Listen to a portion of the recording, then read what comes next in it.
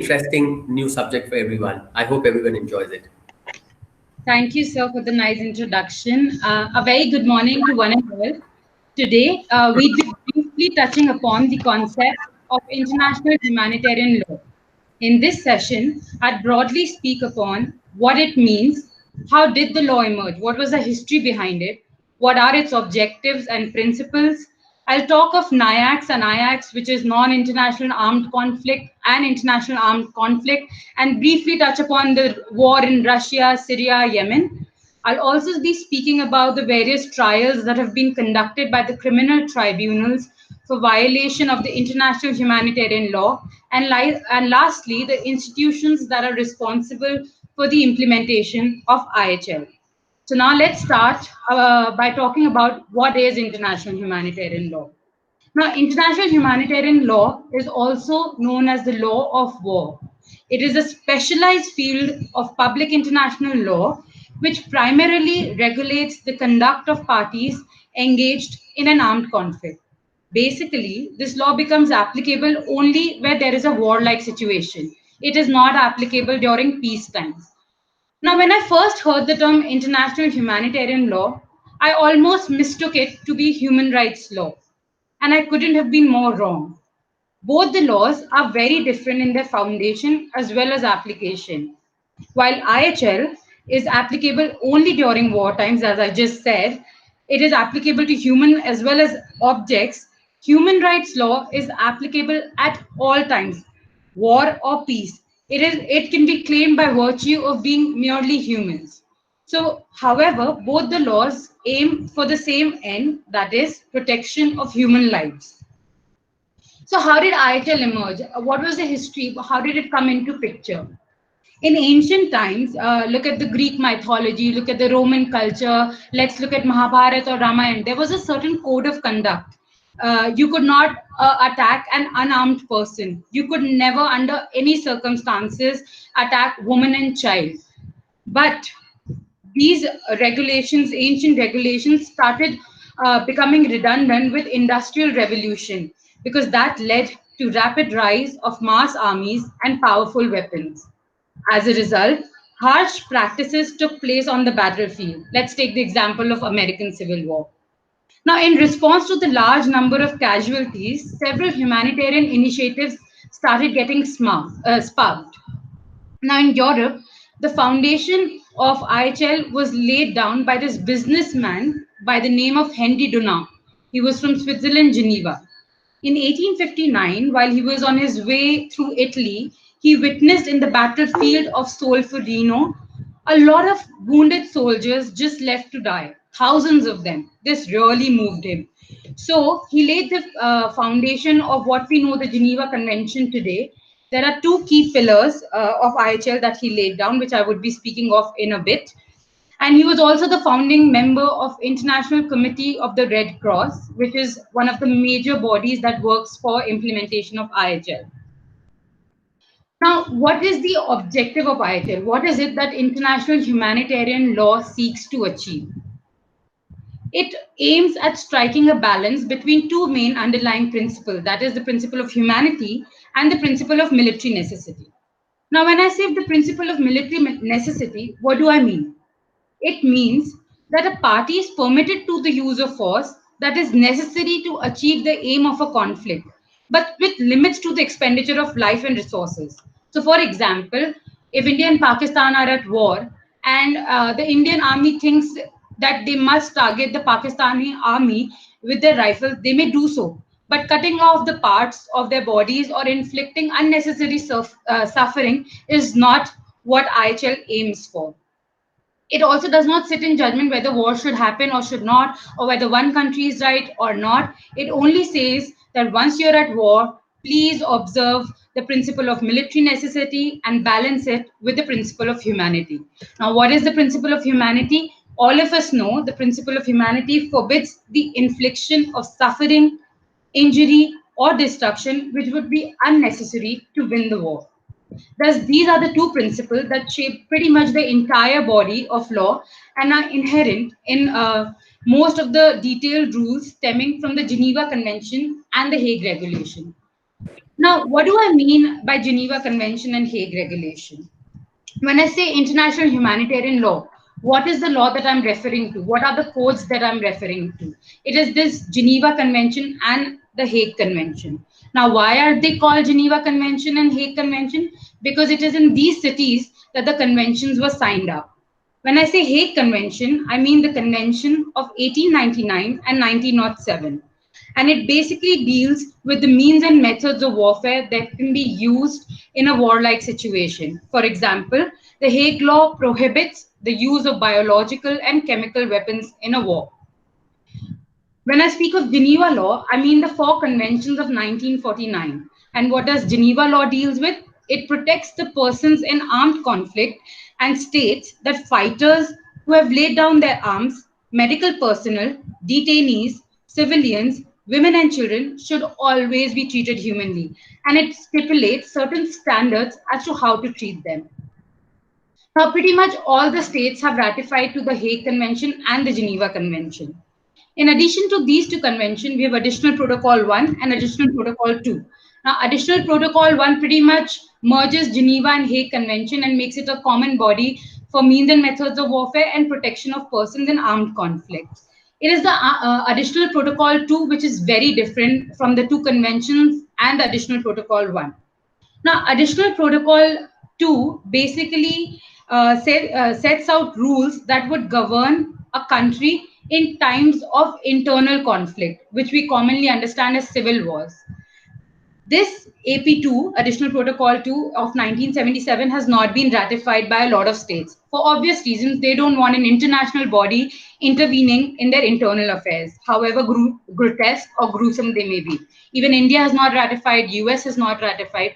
So, and the fifth thing that IHL relies upon is customary law. For example, there is a code of conduct that has been going on since ages. For example, could not target women and children since centuries. So that becomes part of customary law. And therefore, in brief, what does IHL mean? It means five things. It covers Geneva Convention. It covers Hague Convention. It covers Additional Protocol 1. It covers Additional Protocol 2, and it covers the customary law. So I'm not talking in detail about these conventions because at this point I just want to introduce you all to the topic. And if you're interested, I'll maybe leave links for these conventions. Now, when I say IHL is the law of armed conflict, what do I mean by armed conflict? In the respective treaty laws that we just discussed, warlike situations are referred to as armed conflicts. IHL only applies to situations which have reached a certain threshold of armed violence. It can be either between two states, by states I mean countries, either between two states, between state and certain non-state actor, or between two non-state actors. By two non-state actor, I mean probably two rebel groups. Now, therefore, IHL does not apply to internal disturbances or tensions falling below that threshold, such as riots, isolated and sporadic acts of violence, acts of terror. To these, IHL does not apply. To them, it is the human rights law and the domestic law that becomes applicable. Now, international humanitarian law today has become more and more relevant than ever. We keep on looking at wars all over the world, and therefore it is very important that we understand to who does this international humanitarian law actually become applicable. Now, before I dive into what is international armed conflict and non-international armed conflict, let me speak of few conflicts and brush everybody's memory. We all know about the first is India-Pakistan conflict. Both the countries have been at war since 1947. We have had three wars, 1947, 65, and 1999 Kargil War. In particular, since 2013, ceasefire violation and border skirmishes have increased. Therefore, the two countries continue to be involved in an international armed conflict, resulting in harming civilians and damaging civil objects. The second conflict that I'm going to speak about is the Syrian crisis. Now, all of us know about the Arab Spring movement, right? I'll just speak of it briefly. It is a movement that started in few of the countries against oppressive government regimes and also low standard of living. It started in 2011, this movement, and it started with Tunisia, but it also percolated to other countries like Syria, Yemen, Libya.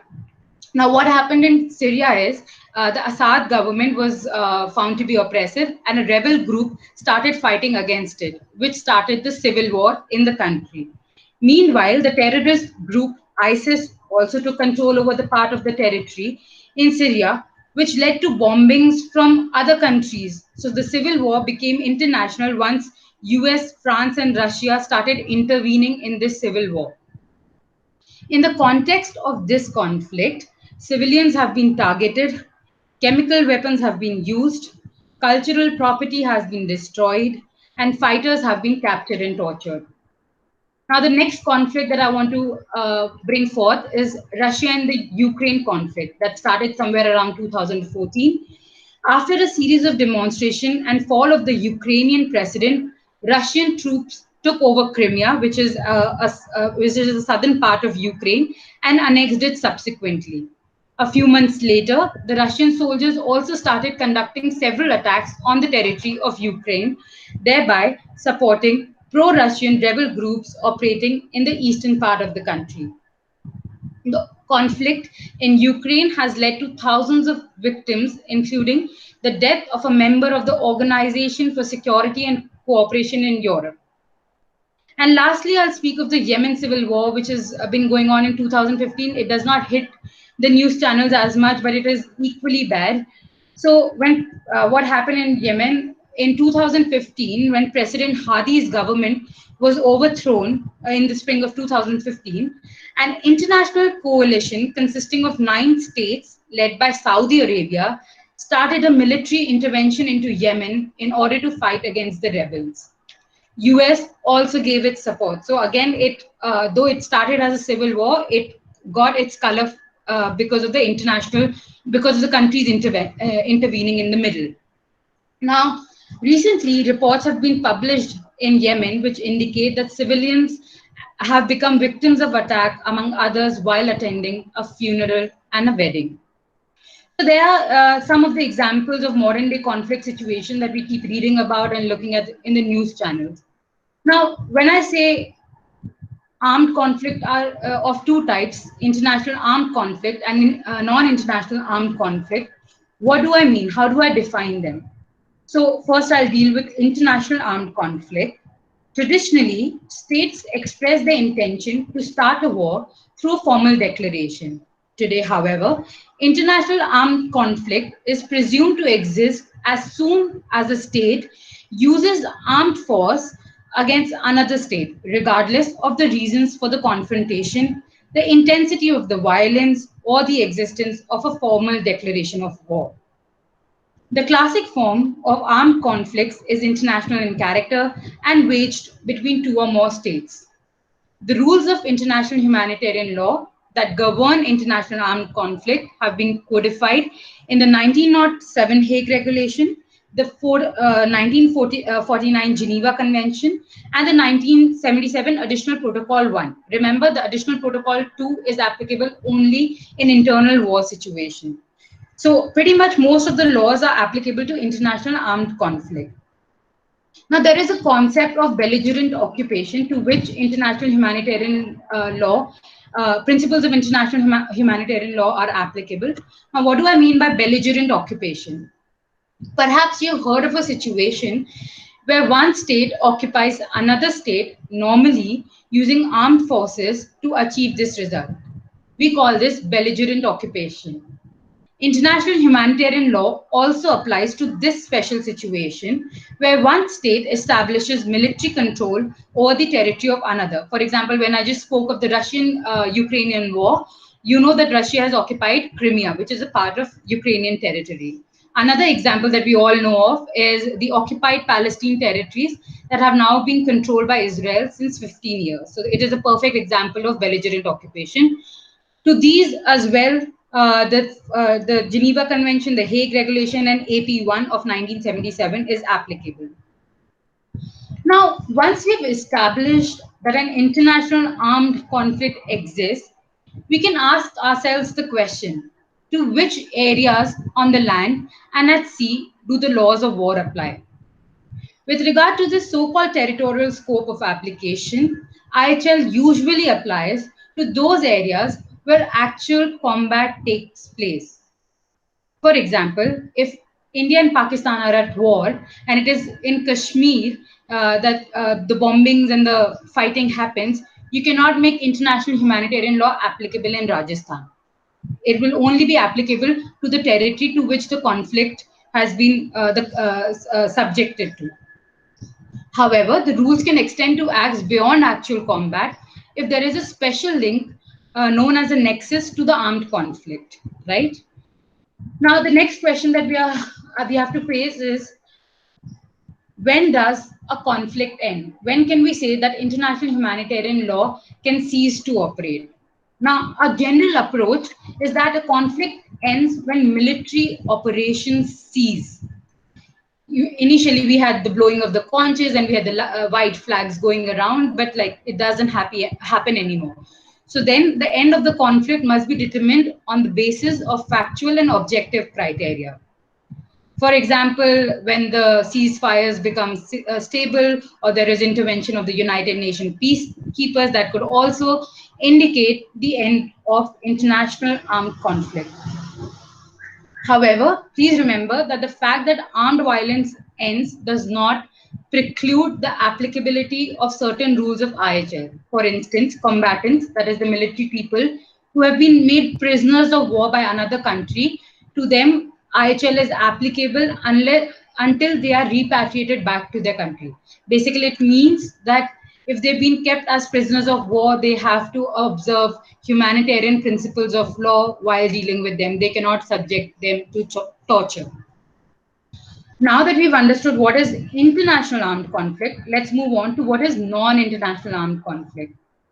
Now, while wars were mainly waged between independent sovereign states at the inception of modern IHL in the 19th century, like World War II, India-British War, it was all between countries. It was never internally as much.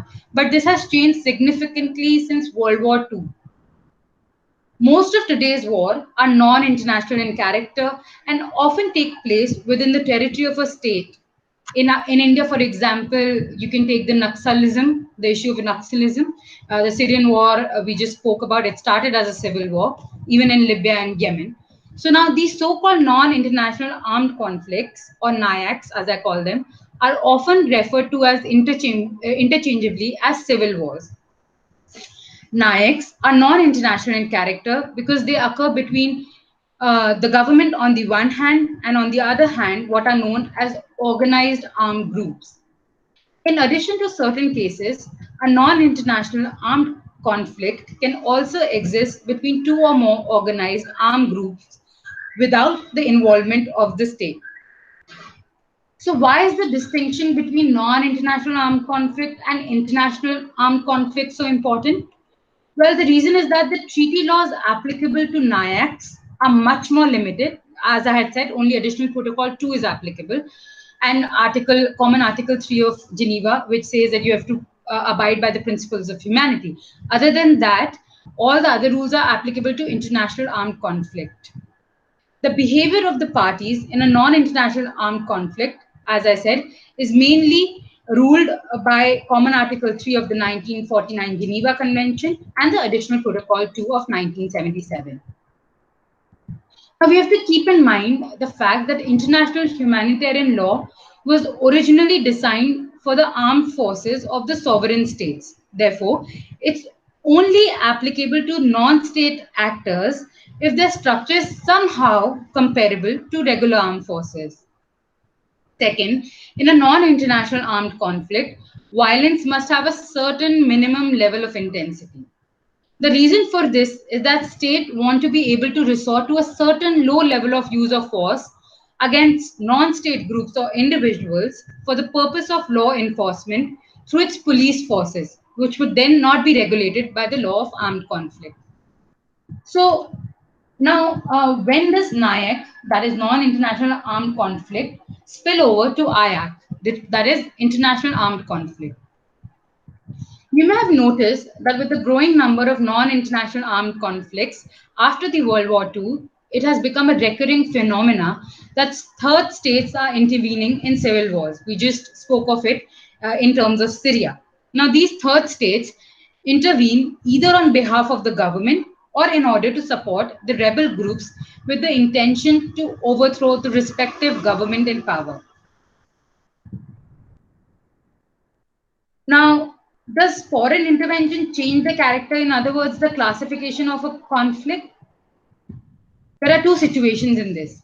Now, first, where the state intervenes in support of the territorial government's battle against the rebellion in that country, such as the case of Russia operating in Syria, the conflict remains non international in character. Why? Because you're still on the side of the government and it's government against the rebel group. So it's pretty much within the bounds of it is pretty much within the bounds of uh, uh, non-international in character.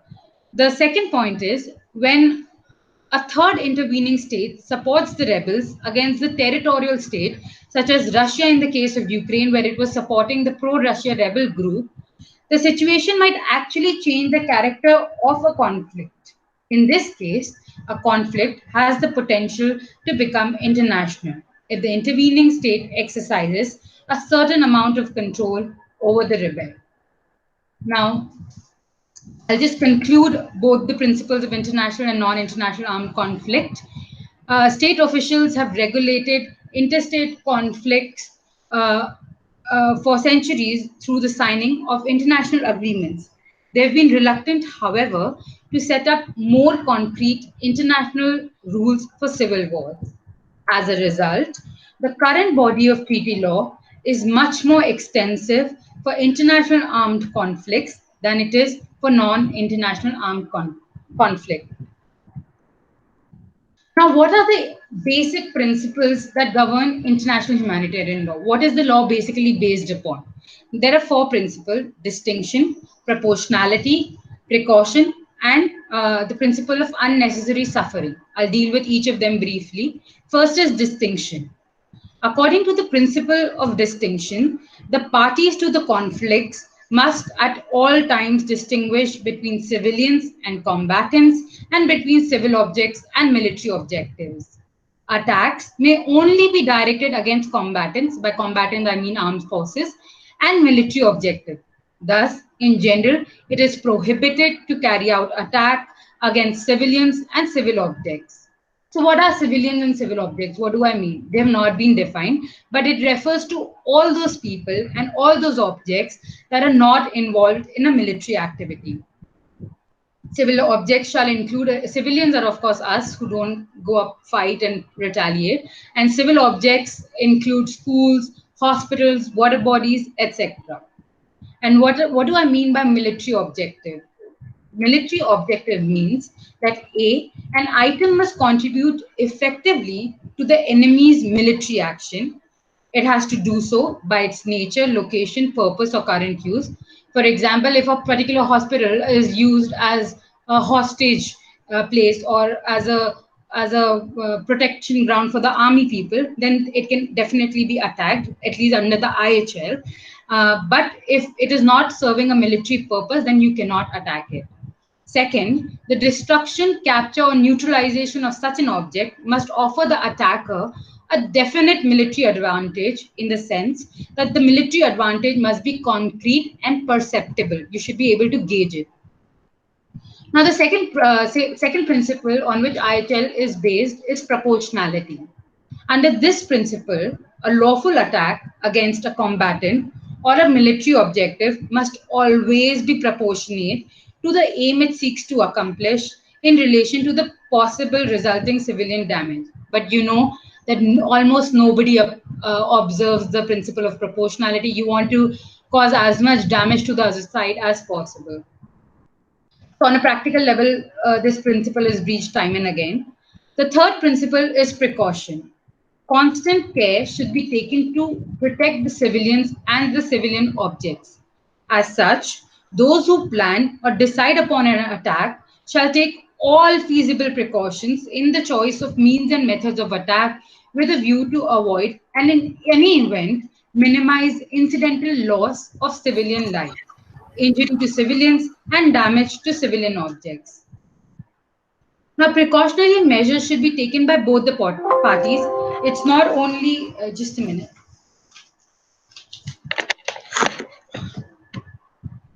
Yes, sorry, my charger was going off. Uh,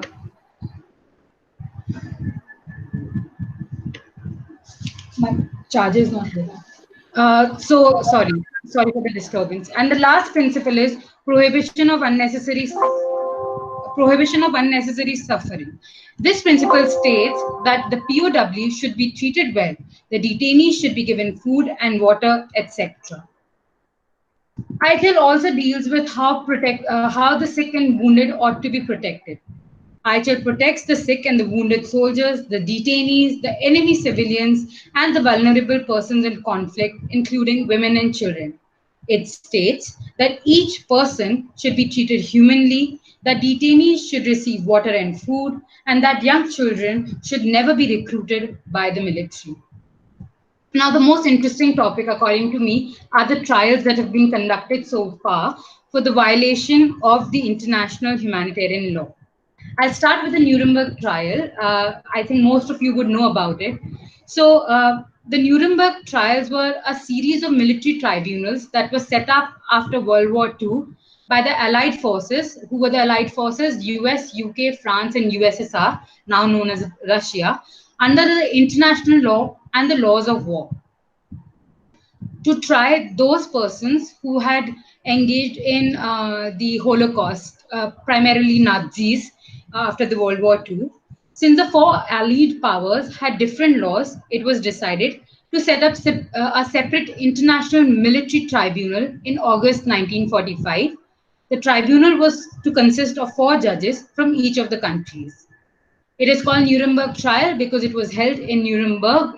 This city was relatively less harmed by the Germans, and a lot of rebellions happened in this city. So it had a special importance for the people, and that is why the trials happened in Nuremberg. Now, in the Nuremberg trial, 22 Nazis were tried. Each accused was tried for three main crimes: crime against peace, that is just waging a war crimes, such as killing prisoners of war, and third, crime against humanity, such as attacking the civilians by mass genocide, Holocaust as we know it. Now, the trials were most notable for the prosecution of prominent members of the political, military, judicial, and economic leadership of the Nazi Germany who planned, carried, or otherwise participated in the Holocaust and the other war crimes. The final verdict was given in the year 19.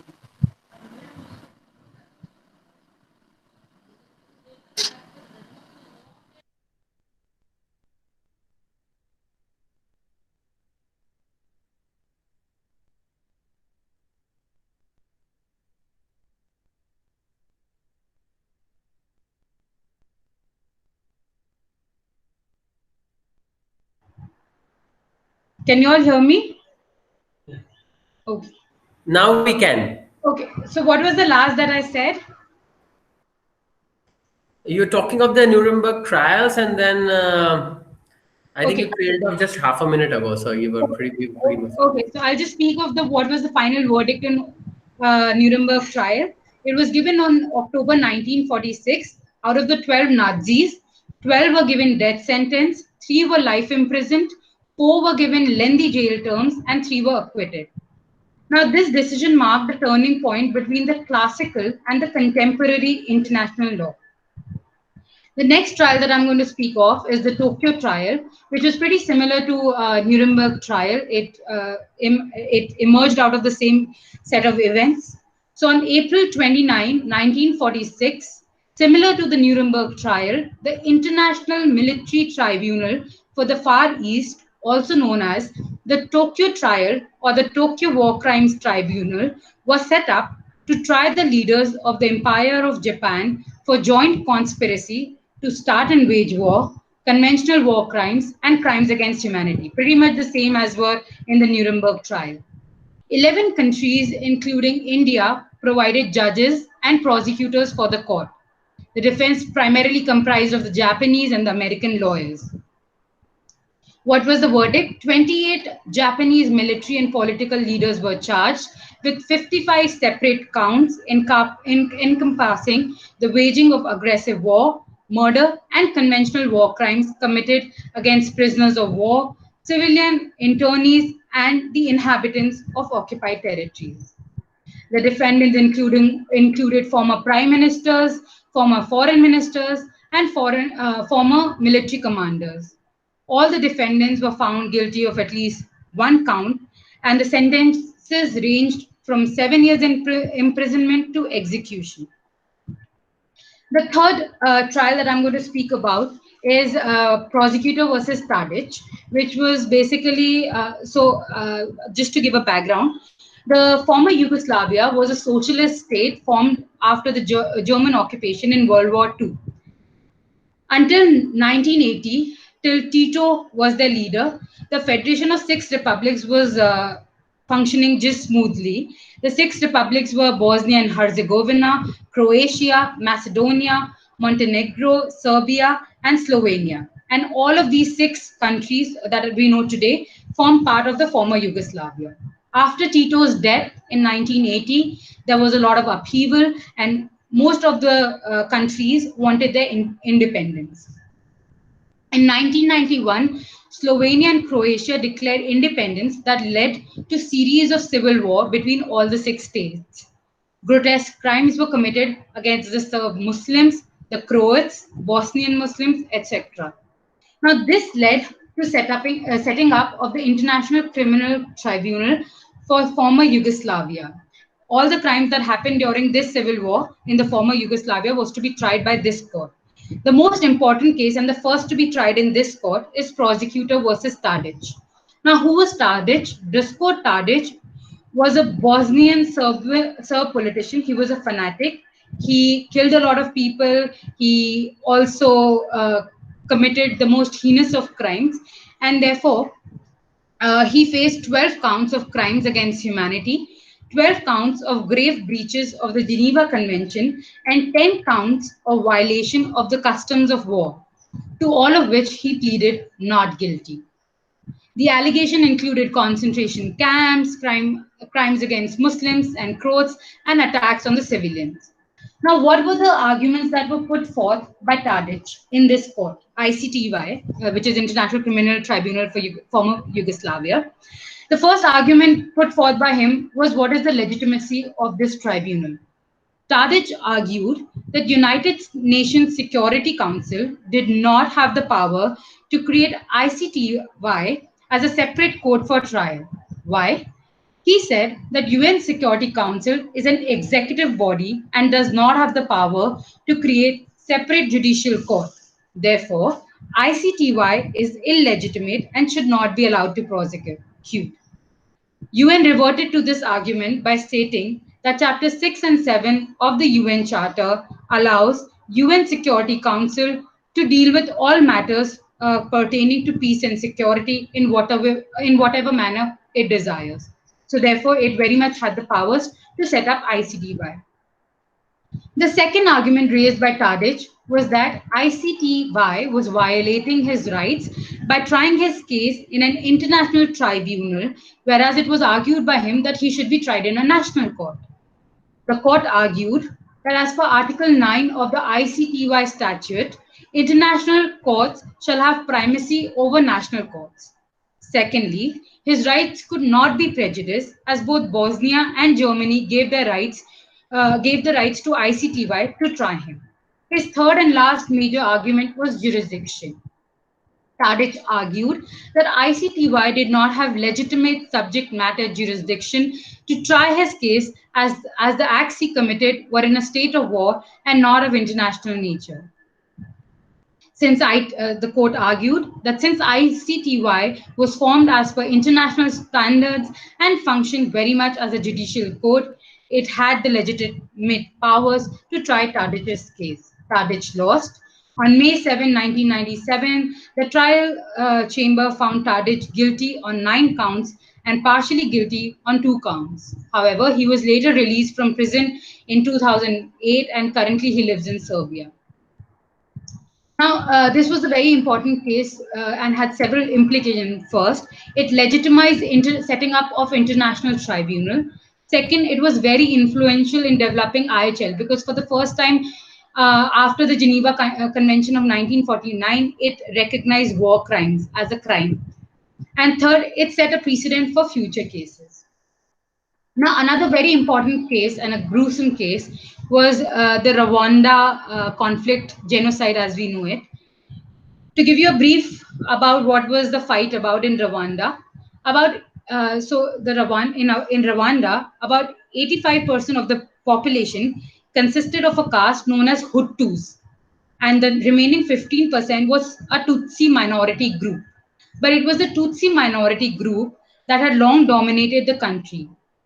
In 1959, the Hutus overthrew the Tutsi monarchy and tens of thousands of Tutsis fled to neighboring countries, including Uganda.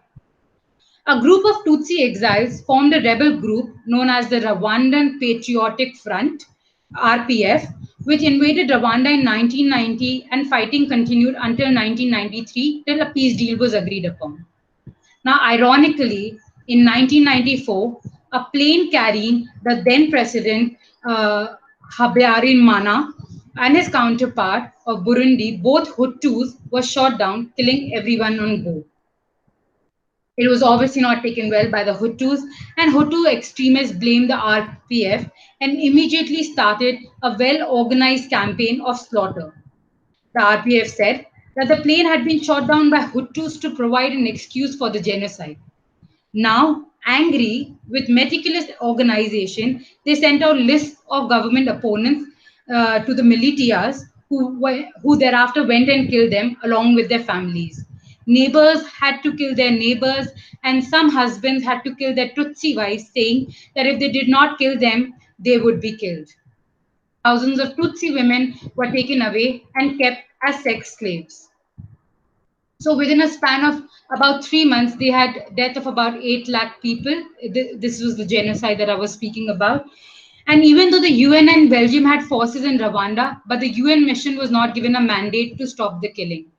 A year after the US troops were killed in Somalia, the US was determined not to get involved in another African conflict. The Belgians and the most UN peacekeepers pulled out after the 10 Belgian soldiers were killed. Thus, some 2 million, thus in just 100 days in 1994, about 8 lakh people were slaughtered in Rwanda by the ethnic Hutu extremists. They were targeting members of the minority Tutsi community as well as their political opponents, irrespective of their ethnic origin. Now, the International Tribunal for Rwanda was thus formed in 1995 by the UN Security Council in Tanzania to prosecute persons responsible for genocide and other serious violation of international humanitarian law committed in the territory of Rwanda and neighboring states between the 1st of January 1994 and 31st of December 1994. Since it opened in 1995, the tribunal has indicted 93 individuals whom it considered responsible for serious violation of international humanitarian law committed in Rwanda in 1994. These those indicted included high-ranking military and government official, politician, businessmen, as well as religious militia and media leaders. Now, after these trials, a need was felt to set up a permanent international criminal court. And thus, finally, in 1998, the Rome Statute for a permanent international court was signed. It entered into force in 2002. Since then, the court's role has been to prosecute crimes that are to be considered the most serious crimes of concern to the international community as a whole, including war and crimes. Now, some of the example of war crimes that the Rome Statute includes is intentionally directing attack against civilian population, killing or wounding a combatant who has surrendered, employing poison or poisonous weapons, committing rape, conscripting children under the age of 15 years into the armed forces. Now, in principles, states have a duty to investigate and prosecute persons who have committed serious violations of IHL on their territory. This follows from the system of grave breaches, which was introduced in the Geneva Convention in 49. The idea behind this regime is that ITIL should be enforced primarily through a national system. However, after World War II, only a very restricted number of national prosecutions actually took place, and as a result, international criminal tribunals and courts have been established. While sometimes it may be challenging to prosecute individuals for their contribution to serious violation of IHL, criminal prosecution on both the international and national levels have proven to be a powerful tool in strengthening respect for international humanitarian law. And the jurisprudence of these international tribunals has had a major impact on the further development of IHL. Now, I'll conclude by just speaking of the institutions that work for the implementation of IHL. One of the most important institution is the International Society for Red Cross. It was established in 1863. It forms part of the Geneva Convention. It operates worldwide, helping people affected by conflict and armed violence, and promotes the law that protects the victims of war. It is an independent and neutral organization, and its mandate stems essentially from the Geneva Conventions of 1949. They're based out of Geneva, Switzerland. Its symbol is a red cross on a white background. You might have seen it in movies. It's the opposite of the Swiss flag. In war times, whenever an area, building, or person is bearing the symbol of red cross, such places or persons cannot be attacked. Misuse of the emblem is also forbidden. So you cannot use the emblem just lightly. Now, what has been the work undertaken by ICRC, which is the Red Cross Society, in times of COVID-19? Now, COVID has been spreading in Syria, Yemen, Gaza, Iraq, and beyond. In these countries, which are full of refugee camps, the problem faced by people are how to maintain social distance when there is no space, how to wash hands when there is no water, let alone soap or sanitizer. If corona can overwhelm and overcrowd hospitals in Europe and US, what happens in Yemen when most of the hospitals have been destroyed or rendered less functional? Or Somalia when there are only 9 beds for every 10,000 people? Well, the Red Cross Committee is doing the best it can in these times. For example, they're helping Congo and Somalia to separate confirmed corona cases from the suspected ones. They're working with authorities to disinfect detention centers. They are ensuring hand wash stations are available for all the guards and detainees, and a lot more other works in protection of the life of pregnant women and young children. Now, I'll just conclude by saying that the civil wars are growing by the day. It is clear that it is the innocent lives who suffer the most. However, in each report on international humanitarian law and the challenges of contemporary armed conflict, the International Red Cross Committee has emphasized that the single most important challenge to IHL is the lack of respect for it. Efforts to enhance respect for IHL has to be taken by all the parties to an armed conflict, by the states at the national as well as international level, by all the actors that can influence those involved in the fighting. And the first and a pivotal responsibility that the states have is to bring IHL home, which means to consider ratifying or acceding to IHL treaties, to integrate into domestic law IHL treaties to which the state is party, and lastly, to integrate IHL obligations into military training and all levels of military planning and decision making. Now, this ends whatever I had to speak of international humanitarian law. I'm going to leave few important links in the chat box. It's a free course on Introduction to IHL course. If any of you is interested in knowing more about the course, you will find the link. Just sign up and you can read up more about it. I'm also linking a Netflix link. There is a beautiful documentary on the Tokyo trial. Irfan Khan has acted as one of the judges. That's a trivia. So if you want to catch up on that, you can. I'm leaving a link in the chat box. And the third documentary that I'm leaving for all of you to see is the Nuremberg trial. It's also a very interesting one. It's on YouTube. So that's all. Thank you. I hope you could gain something from this session. Lovely, Shaambhavi. In fact, before we take questions, I just add on to your trivia. In fact, I just shared a link a little while ago on the WhatsApp group. It's to do with the Tokyo trials. It's good you mentioned the film on the Tokyo trials and Irfan having acted in it. Well, that was possibly Justice Radha Binod Pal. And the link that I shared was a piece carried by New York Times about 15 years ago on him after Prime Minister Abe had visited Indian Parliament, and he's one of the heroes in Japan, and the only one judges of the Allied judges who gave a verdict in favor of the under trials in the post World War II war trial. And not, possibly it's because of the background he came in from, because all of us know that Subhash Chandra Bose and a lot of Indian following of Subhash Chandra Bose, which is largely Bengal and other areas, were Japan sympathizers. And Justice Radha Bino, and as we always say, judges at the end of the day are molded by what their background is and what their own feelings are. So that's just an trivia, and I'm glad that you mentioned on that. We have some questions before we also leave some food for thought as we do every day. We have Jay, Samarpit, Priyanka, and Sejal who have given in the questions. Can I ask Jay to go ahead and ask his questions? Good to have you, Jay, here with us. Good morning, sir. Can you hear me? Yeah, I can.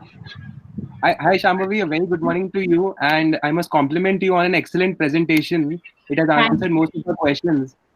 Thanks, Jay. Thanks. And it was a lovely presentation. So obviously, 99% of my questions have already been answered. Just a couple that are still left. So one is, like, suppose there is a pool of civilians who have, say, absconded or evaded an armed conflict that is happening in a country A. Now, what is that test to determine who is a civilian or who is a refugee? Is it under the refugee convention that is there that the test is laid out? And basically, how to determine who is a refugee?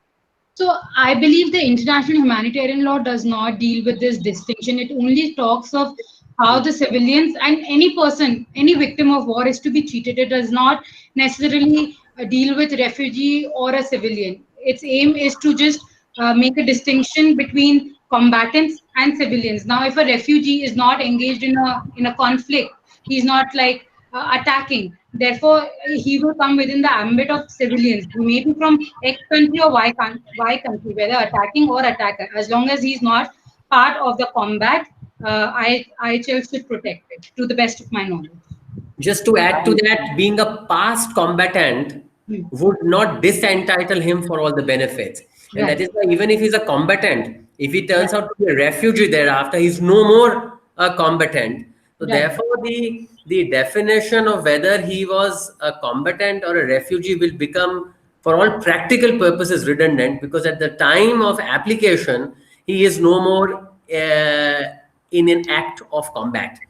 If somebody is captured or killed in an act of combat, then in any case, prisoners of war, if he's captured, or the regulations which or sort of parameters that govern of how do you treat with the dead of the other side's army would come in. So really, for all practical purposes, it sort of would not make any difference.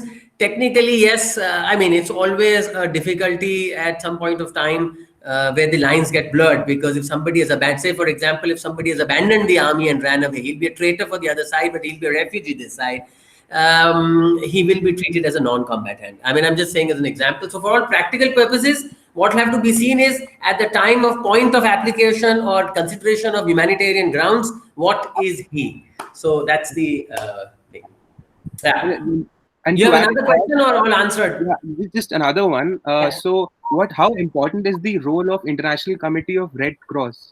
So there are chapters and chapters on the role of ICRC is actually playing a very important role, because if you look on a practical level, IHL is not implemented except for these trials, a handful of trials that I spoke of. IHL is still weak in its implementation, but it is ICRC, which is the International Committee for the Red Cross, which works for the betterment of the detainees, and it provides medical staff. So I think it has a very crucial role to play so far as implementation of IHL is concerned on the ground level. Like, forget the law bit of it, but once you have victims of war, ICRC really helps in dealing with them. Like, if you look at the Syrian refugees, it is these camps that are being stationed by ICRC which are working with them. And even in these Corona times, it is nobody else but ICRC that's been working. And even if you look at the conventions, it talks extensively of ICRC. They have a very functional website. I love their website. If you want to know more about their work, maybe you can go and look it up. But thanks for the question. Thank you so much. Thank you for answering it so well. Yeah. Thank you. We have a question from Priyanka Borana. Please go ahead and ask your question. And for everybody's convenience, we've always asked people to write in their question on the chat box. We can also read it. It's makes it easier for everyone around. Yes, Priyanka, can you hear us? Yeah, sir, can you hear me? Yeah, yes. Hi, Shaambhavi. It's great to hear you. Actually, I was going through IHL, its effect on Indian laws. Since India has certain obligation under some international convention and treaty at an international level, right?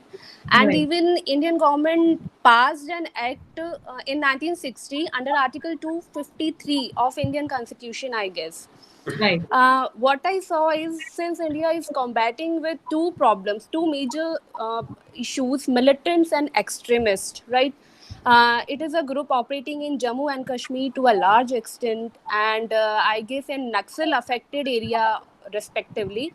So despite having human rights treaties and signatory, India has failed to protect the human rights of Jammu and Kashmir people. Okay, just to answer that, firstly, yes, there has been a violation of human rights law, and why an international body, in terms of IHL, I'll tell you why an international body has not been able to intervene in the case of militants and extremists and the Naxals, because, like I said, additional protocol 2, if you've ratified it, then the international rules become applicable to your internal wars. Now, militants and extremists are part of the Indian territory. They emerge out of Jammu and Kashmir, and they're fighting against Jammu and Kashmir people or Indians, whatever.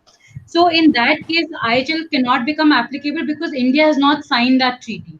It has not allowed the international court to intervene in its internal affairs. So, as long as the militants are an internal affair for the country, the international bodies cannot intervene. Now, yes, there have been violations even in terms of India, Pakistan, and a lot of human rights have been violated. But why we have not been able to drag them to the International Criminal Court that was set up in Roman is because there's a Roman statute under which the ICC, the International Criminal Court, has been set up. And the problem is that India and Pakistan both have not ratified to that statute. So as a result, the International Criminal Court cannot suo motu take any steps. It can only take steps if UN Security Council recommends the case. And so far, for reasons best known to them, the issue has not been referred to the criminal court. So I think there is little that the international body can do in this respect. Of course, we have gone for protection of Kulbhushan Jadhav's rights in before the International Court of Justice for violation of human rights. But I don't know in terms of IHL whether we've been able to do anything substantive. Thank you, Shaambhavi. Samarpit, you have a couple of questions. Shoot them, please. Hi Shaambhavi, thank you for throwing some light upon an issue and a law which is very not well known within the Indian legal community. So I have two main questions. So one, can you throw some light upon the policy of use of weapons under the IHL regimes? Secondly, why did the states refrain to interfere between in Syria regarding IHL? What do you mean? Which states are you referring to? So states like the UN basically didn't interfere enough in Syria with regards to IHL, right? And there was no major role play with the ICJ. So I want to throw, if you can throw some light upon the same. Yeah, so I'll just answer your second question first. Firstly, the Syrian war started as an internal war, as a civil war. And I'm not sure that Syria has ratified AP2. If it hasn't, then obviously IHL cannot apply to it. Why UN Security Council has not taken any action? It might be in process, because I was reading up about the Sri Lankan civil war between the Tamilians and the LTTE, and we have documentaries on YouTube, like openly, where you can see the grotesque crime. You know that there have been war crimes, there has been violation of all the possible laws in IHL. In 2014, UN Security Council started the investigation, and we are in 2020, and they've still not done anything about it. So I don't know how fast this process is. Relatively, Syria, just the war started in 2011, and I think only a few years back did it get the international flavor. So maybe it will take a while for the international bodies to really get into the picture. My perception of the situation is that usually it takes a while, and probably that is why the response has been very slow. Your first question is use of weapons under the IHL regime. So this is something that I don't know very extensively about. I only know that biological and chemical weapons have been banned, and nuclear weapons, they wanted to ban it, and for that they got out a treaty, but nobody was willing to sign it. So now they've only restricted its use, and they've said that at least the countries who already have the means to create nuclear weapons should not proliferate it.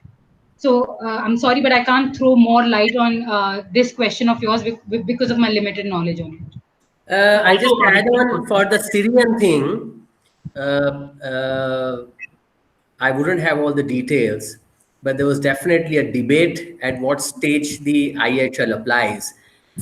If you see the latter part of I mean, not latter part, but after many months into the conflict, statements came in that IHL would apply, because there is a concept of threshold of violence and conflict that is to reach, before which IHL will apply. So I think they had a debate on whether that threshold was breached or not. And in that context, I think at some stage they said that it is definitely beyond that and it'll apply. Though I'm not sure, as Shaambhavi said, I'm not really, seen the nitty-gritties. Also, it's not an area of our practice, so we don't get to see it. But I think broadly, if you search, you will find that, see, the failure of IHL to act is different from it having no jurisdiction or it having no obligation. So there are two different things. Failure could be attributed to many things, but whether it ought to act or not, I think there was an issue of threshold conflict. I mean, the conflict reaching a threshold, and I think at some point of time, either there were two views, or the final definitive view was it has now reached the threshold, so they want to act on it. So, well, as Shaambhavi said, you'll have to possibly read it in detail, but I think, yeah, that was an issue. Interesting question, Samarpit. Yes, that was definitely a debatable issue, which ran into the international community for long. Yeah, you have another question, or we move on? we have a question from Sejal, I believe. Yeah, I purposely kept that back. I'll tell you why. But anyone else? Okay, so Sejal, go ahead and ask your question. Of course, and I'll tell you why we will possibly not get into that conversation. Not because it is not required, but possibly it will require a full session on it. That is why. Go ahead and ask your question, but first. Sejal, can you hear us? She is not able to unmute her mic. I don't know. There are some issues. Okay, so I'll ask on her behalf, and then I'll also tell you why I was sort of refraining. I mean, oh, Sejal, okay, please go ahead and ask your question. Good morning, sir. Hi, Shaambhavi. Hi, I'm Vikas. My name is not Sir, by the way. I just was trying to say that for the last 2 days, but I missed, and then I thought this was a good time. I mean, sir, I just like Shaambhavi, I also have got a name, So, okay, yeah. Go ahead and ask your question. Yeah, I was asking, can China be sued over the coronavirus pandemic for spreading it and also acting negligently in containing it? As it came to know about the human-to-human transmission of the virus, it did not stop the international travel even after that. So can it be sued under the international humanitarian laws? Okay, I'll intervene, and why I was saying that it's a very relevant question, but possibly one we don't have the time right now, and it requires a completely different debate. In fact, we're thinking of keeping one session only on the debate for this, or whether somebody can sue China or not. And under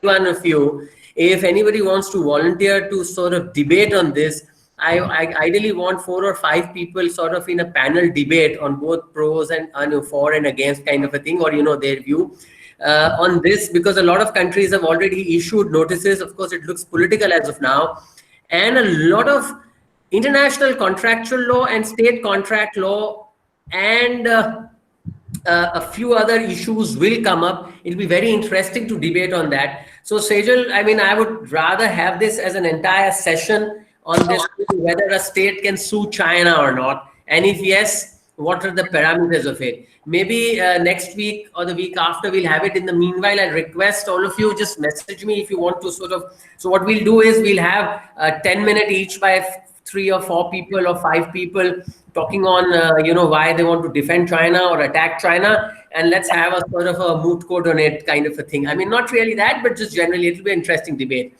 Not so much as an international humanitarian law on this, but it'll be more on damages and contractual law, and also in terms of warfare if it turns out to be a biological warfare. And therein, there will be consequences under IHL as well. So I will just request, let's keep it. Yes, Sharad, that's a notice, but a lot of countries have given in. So let's keep that as a debate. Give me, whoever wants to do this, just send me a message. I'll ask somebody to sort of coordinate and get that session going. It was in my mind. Glad, Sejal, that you put that question up. We'll do that. We are possibly running out of time. As food for thought, as I try and do it every day, let me give you 2 or 3 things on this. One, I must thank Shaambhavi to bringing in something which is we normally don't get to see in courts here. And I've always maintained, law is one area where you need to understand well issues, even if you're not practicing them, because you just can't be unidimensional for so many reasons. And the more that we see and the more experience we have, the perceptions, the perspectives it gives us, and then the perceptions we have on approaching an issue or even debating about it or understanding an issue makes a world of a difference. And we can be more responsible lawyers that way.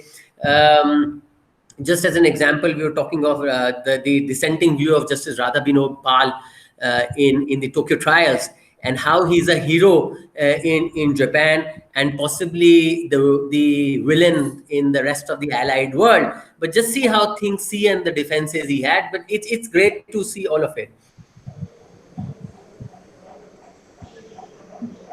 Very contemporary, how you apply this to these contemporary issues and what would be your thoughts on it. One is the conflict by non-state armed groups, which will include your things like Naxalites or internal or even external. So supposing an ISIS, which is an external armed group but comes and has its activities in India, what will happen? How do you apply IHL, or you do not apply IHL, only the domestic law will apply, and things like that. It's more important in current world to find solutions for armed groups which are non-state parties. These state parties are becoming more and more irrelevant now, because there are no state-led warfare anymore, so as to say. I mean, hopefully it'll continue that way.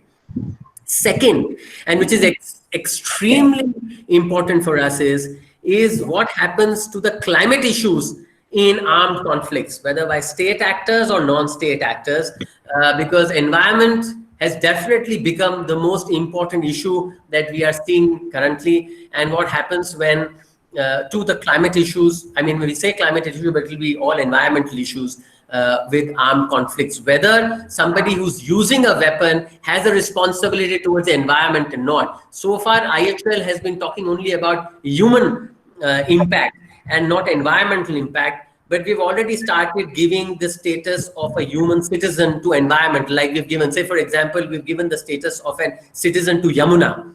Does Yamuna have its rights under IHL or not? I mean, things those questions will definitely come up. And the third, which is the world has been grappling for the last 3-4 years, is on the issue of refugees. Traditional thought of IHL was refugees on account of armed conflict between states. But today we've gone a step forward where IHL is and will have to address issues on the refugees, where the refugees are not on account of an armed conflict, but on account of a domestic persecution. It may not be an armed conflict, but it's so we have seen in India has been one of the countries which is the thick of this issue. We've had refugees coming in from its eastern borders and western borders, but the issue, and we have seen NRC and all coming in, which has been a direct result of what our experience has been with the refugees. And all those refugees, incidentally, and even the new act that we were all debating about was the Citizenship Act, which is essentially, if you get deep into it, it was not really a Citizenship Act, but it was giving a particular status to people for whom political persecution was already proven. It, of course, took the turn of a communal debate, but I think let's leave that debate for another day. But essentially, the idea was to give an automatic status to people for whom political persecution was already proven.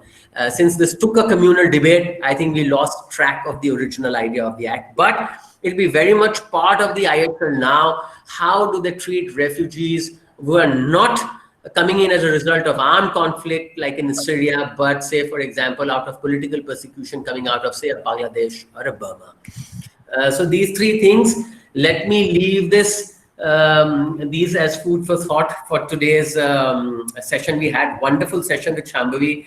Normally we find it difficult to have these sessions where none of us are into active practice of a subject like this. I'm really glad you brought it up, and I hope everybody would get a little more sensitized to issues that we do not normally deal with. Also, I wanted to just take half a minute on this, that every day when we leave some food for thought, we'd appreciate if you start sending in your comments on the same, or any research that you've done, or anything that your views are. Those are welcome. Send it to Samarpit or Sachin, who will then relay it onto the group for everybody's benefit. For obvious reasons, we don't have everybody posting on the group because it's supposed to be only an information thing and not exchanging of forwards.